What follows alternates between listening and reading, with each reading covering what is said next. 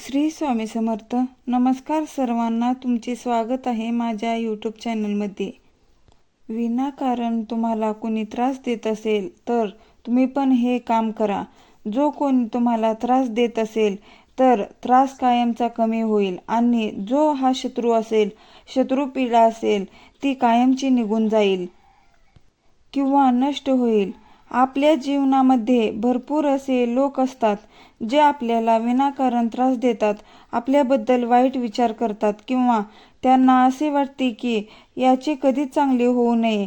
अशा लोकांमुळे आपण चिंतित असतो, आपल्याला त्रास होतो, टेन्शन येते आणि मग तो विनाकारणचा त्रास आपलं आयुष्य खराब करत असतो.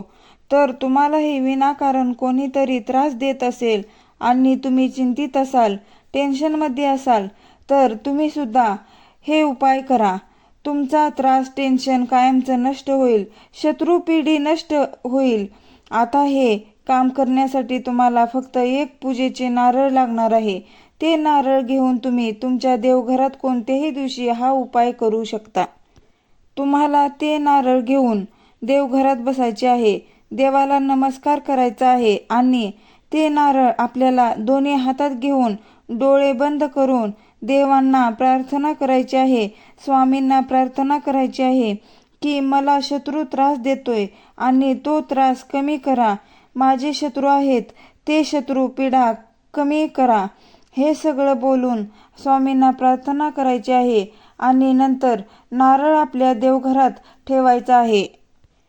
संपूर्ण दिवस, संपूर्ण रात्रभर तो नारळ तिथेच देवघरात ठेवायचा आहे आणि दुसऱ्या दिवशी ते नारळ पाण्यामध्ये विसर्जित करायचं आहे.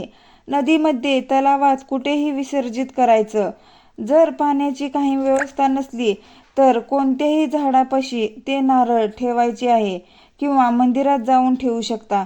यामुळे तुमची शत्रुपीडा कायमची नष्ट होईल आणि विनाकारणचा त्रास सगळा कमी होईल. हा खूप चमत्कारी उपाय आहे किंवा तोडगा आहे. तुम्ही नक्की करून बघा.